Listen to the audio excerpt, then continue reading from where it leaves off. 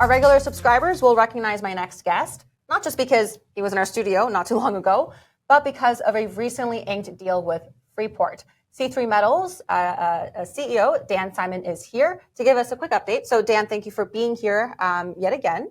Good to see you.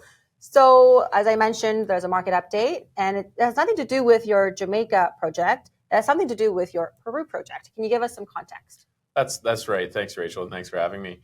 We picked up a few years ago 57 square kilometers in a very well-known world-class copper producing belt in Peru through the acquisition of a private company. And since that time, as quietly as we could over about 2.5 years, we expanded that position to 300 square kilometers. We're one of the juniors with one of the biggest land positions in this district. We're less than 45 kilometers from the Las Bambas mine and the Hudbay Minerals Constancia mine. And it's truly a world-class district, and we've identified several targets within this 300-kilometer area. The one we're most excited about is our Khaleesi target, and that's the news that we had here yesterday.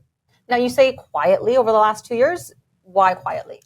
Well, when you're consolidating ground in an area, if you make too much noise about it, it creates competition for yourself.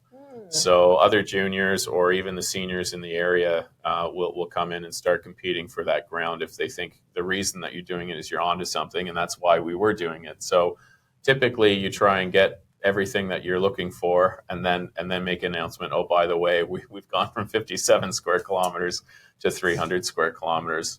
You know, some of our biggest competitors in the area, obviously Hudbay Minerals is there.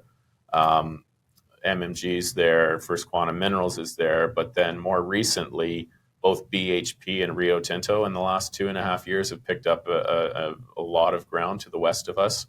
Rio Tinto basically picking up almost everything that they could between us and the Las Bambas mine. They're so hungry for copper. So everyone's hungry for copper, as we've seen with this deal that we've just done with Freeport in Jamaica. All the majors are looking for copper and how they're going to load that pipeline. So we have to be a little quiet when we're picking up the ground, and then when we get what we want, we can make those announcements.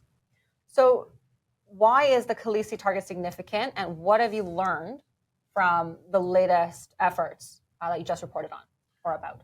Yeah, so we had to take time at Khaleesi to develop a relationship with the local indigenous community that has the surface rights. We were successful in coming to an agreement with that community for surface rights access because we have the mineral rights and they have the surface rights. We announced that last August, and that allowed our geologists to really get on the ground and do the extensive geological mapping and sampling that we need to do.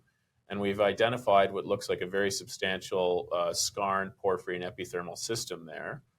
We'd made a couple previous announcements of copper grades over 2% in rock chip samples, gold grades 6 grams per ton, 400 ppm molybdenum.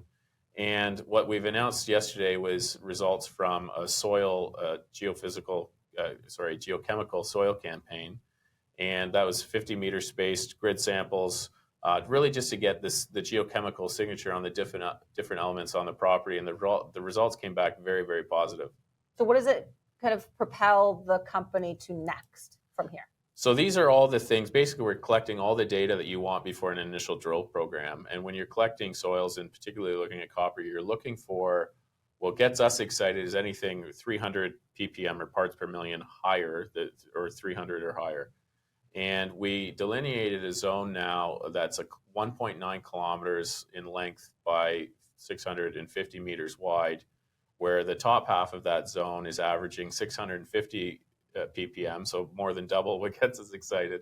The lower half of that zone is averaging 950 ppm, which is triple what gets us excited. And then just to the west of that, there's another 400 by 470 meter zone that's averaging 1260 ppm copper. So when you start looking at the scale potential of that type of grade in soil geochemistry, plus what we're seeing from the geophysical surveys that we're doing and getting data back in real time, we think we have potential for a very large system similar to a Las Bambas or a Constancia or some of the other big projects in the area. So validating results, which is great news, but my next follow-up is, okay, so what? What is the team equipped with? What are you guys planning for in terms of strategy to make these results mean something for the company and also for your shareholders? Yeah, absolutely. It's a great question. So what we do is we collect the geochemical data. We have that now. Now we're collecting the geophysical data. We're going to have all that done by the end of March. And then you have all the data you need to properly optimize your first drill campaign.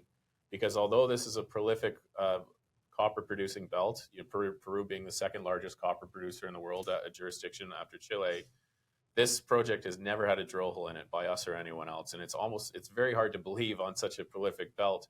But part of that was it was a real checkerboard of different owners of different little pieces here and there. And we took the time to consolidate it together, work with the local indigenous community, build that relationship. We have a very good relationship there.